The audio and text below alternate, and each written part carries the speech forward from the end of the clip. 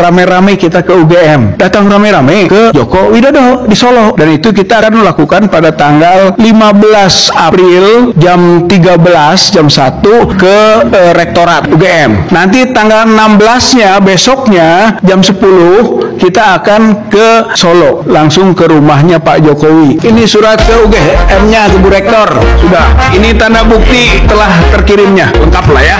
Ini luar biasa, salut dan angkat topi ya kepada abang kita Dr. Rismond Hasiholan Sianipar, sarjana teknik elektro, yang sudah memberikan kontribusi kepada bangsa ini dalam hal pembuktian ijazah palsu Joko Widodo, yang tidak lain adalah upaya kami di mana kami telah melaksanakan hampir 3 jilid daripada, atau sudah 3 jilid ya, persidangan. Jawaban UGM terhadap apa yang beliau sampaikan ini sangat tidak layak ya, atau abal-abal. Harusnya yang dilakukan adalah ketika mendengarkan ada hal tersebut, lakukan uji karbon di lembar pengesahannya. Itu tanah UGM, tanah milik sultan, tapi biaya operasionalnya adalah biaya rakyat. Maka rakyat berhak tahu ya, se-Indonesia ini berhak tahu ya, bahwa produk daripada UGM itu menghasilkan seorang presiden 2 periode ya, yang kita tahu banyak kontroversinya ya, banyak hal-hal yang dirusaknya. Luar biasa ini. Kini jadi bumerang bagimu.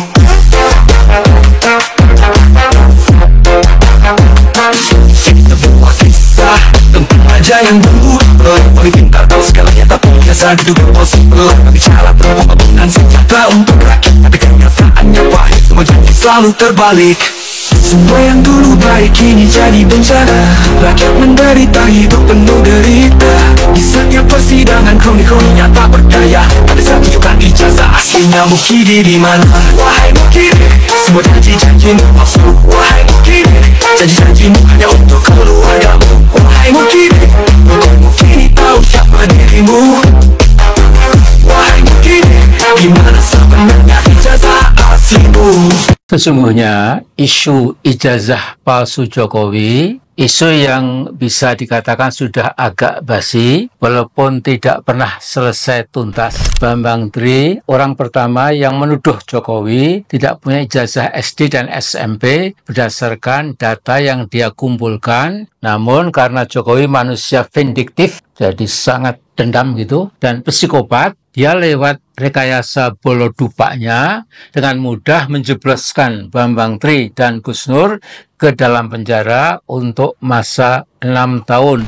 Menanggapi hukuman penjara 6 tahun yang jelas zalim itu, Gus Nur hanya berucap, saya menyerahkan semuanya pada Allah. Insya Allah pengadilan Allah yang nanti akan berlaku. Nah, terbukti benar harapan atau doa Gus Nur itu. Bangsa Indonesia dikejutkan oleh seorang alumni UGM dari Fakultas Teknik bernama Rismond Hasiholan Sianipar, seorang ahli forensik digital, pendidikan luar negeri, kemudian juga membedah secara komprehensif dan total tentang kepalsuan ijazah Jokowi.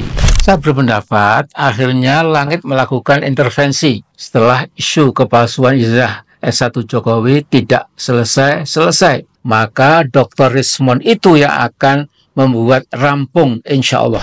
Nah, bila betul UGM berani menerima Dr. Rismond dan rombongan pada 15 April nanti untuk secara jujur, sekali lagi secara jujur, menjernihkan secara final apakah Jokowi punya ijazah S1 dari Fakultas Kehutanan atau ijazahnya ternyata palsu atau bodong, dan juga apakah Jokowi berani menerima kunjungan sejumlah tokoh Jakarta pada pertengahan April nanti supaya Jokowi segera menunjukkan ijazah S1 dari Fakultas Kehutanan UGM. Maka selesailah sudah kontroversi berdele-dele itu. Karena 6 tahun lalu di depan para santri di pesantren Al-Fadul Wal-Fadilah 2, Brangsong, Kendal, Jokowi berpidato antara lain, dunia butuh keterampilan, skill, bukan ijazah. Nah, logika terkilir Jokowi ini sangat rapuh, karena orang bisa punya skill atau keterampilan karena punya pendidikan yang mutlak diperlukan. Jokowi adalah contoh telak. Karena sekolah dan kuliahnya tidak jelas, maka memimpin Indonesia hanya berakhir dengan penguasaan kaum oligark atas bangsa dan negara Indonesia. Jadi Jokowi lah penanggung jawab utama kebobrokan Indonesia selama ini.